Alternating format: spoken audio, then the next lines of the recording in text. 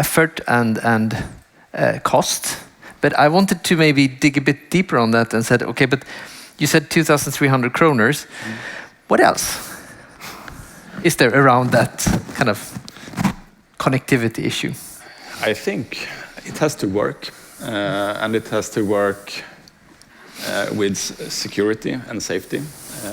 And as I mentioned, it's difficult for us to find the competence needed to cover all these areas, again, being a small business.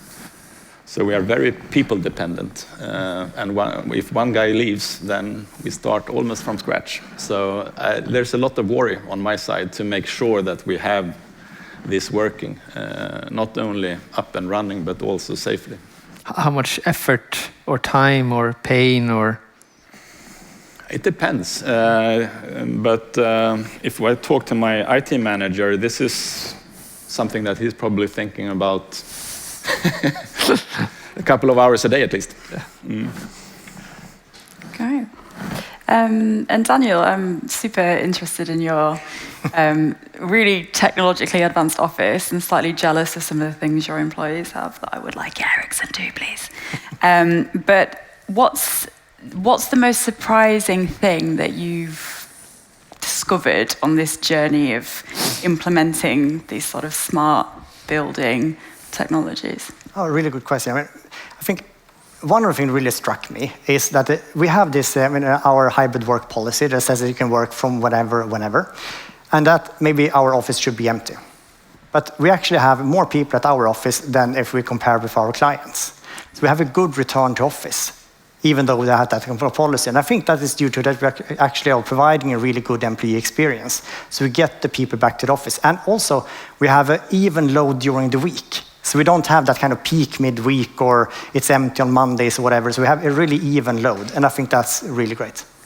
Nice. That must have a bit of an impact on the culture and feeling. And yeah, it's great. Conny, there is of course a reason I asked you here. Yeah. We were discussing earlier before, so what if you actually had this amazing indoor 5G gigabit system? Would you consider using that? Yes, for sure. Especially, I think, if it's, again, the small business perspective, if services are included in it. So, and can you kind of elaborate, or feel free to kind of visionary talk? Yeah, I don't know if I'm a visionary. I just wanted to work. Seriously speaking, I think, as what you could see, we are not a heavy company when it comes to what type of applications that we need. But if that is bundled and maintained, and I can work seamlessly inside my office and moving from home, everything available where I need it. Security, and also taking away this pain and the headache that I feel and my IT manager feels, then that 2,300 could definitely be more. So that's a challenge for all people out here in the audience. An opportunity, I would say. Looking at the number of, was it 23 million square meters of properties and 600,000 people in offices, times 3,000 kroners per month, yeah? That's a business. That's a business. And Daniel, you talked quite a lot about like the amount of data, like sort of data-heavy applications you've got going. So how's the 5G in your office? Oh, good question again. So I really didn't give it much thought, actually, to be frank. But I'm a one-phone guy. I have my work and my private life on this phone. I have colleagues who actually have two phones. They have one for work, one for private. And I had a really promising business meeting, but it was kind of a strange fellow who came to the office, and he actually was bringing like a stack of phones. And he lined up the stack of phones on the table and really pointed out that we don't have any 5G connectivity at all in the office. And where would you like to guess who that strange fellow is? Yeah, that one. That one. And tell us where your office is? It's in the city center. It's between Sergels Torg, city center, Stockholm. There should be 5G there. There should be. Yeah. If you had 5G in your office, we have talked about this. So how could you envision that all of these networks you have today, you have sensor networks, you have probably security networks, assets, you have everything in different kind of networks. Is it possible? Could we, over time, move it over to 5G? Or what could we move over? I think at the EY, we're in a heavily regulated business.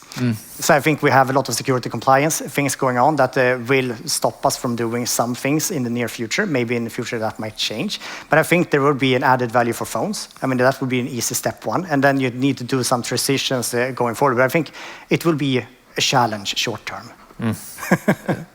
We accept that challenge. Thank you. Great, I think we've got one more question for both of you, and I know you've mentioned more about like the challenges of managing this from an operational perspective.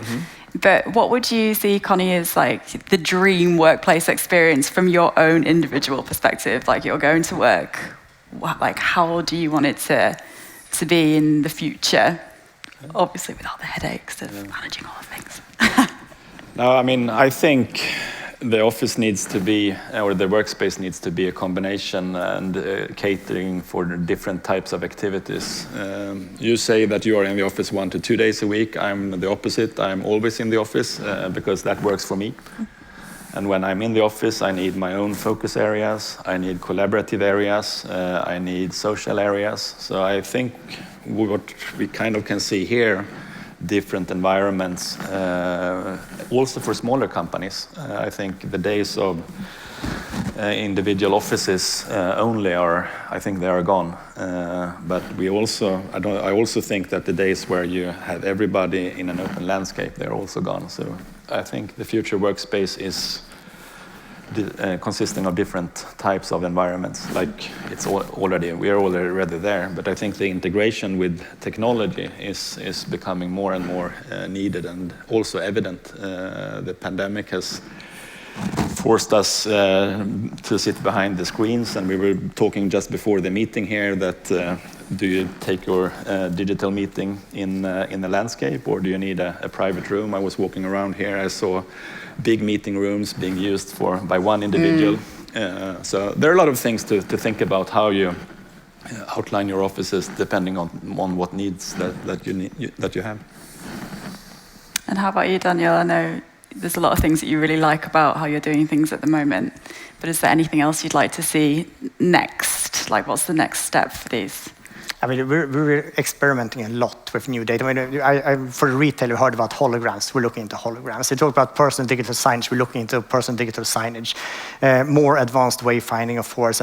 A lot of that stuff that is part of it. And we need to, I mean, you need the location data. You need to know where the user is. You need to be compliant, GDPR compliant, whatever. So a lot of that's going on.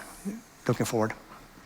Exciting. I had a final question for you, Daniel. Here, I mean, you have the most advanced office I have ever seen, and it looks beautiful as well. But the technology and everything is so. When you have done this office and you have now worked in it for a while, what has been the most surprising thing you have learned? And you don't have to say lack of 5G because we already. Oh. The most surprising. I think that you actually, I mean, how important the details is. I mean, you need to really dig into the details and make sure that, I mean, when you come to the office and you're going to sit at a desk, there should be a maximum of one cord there.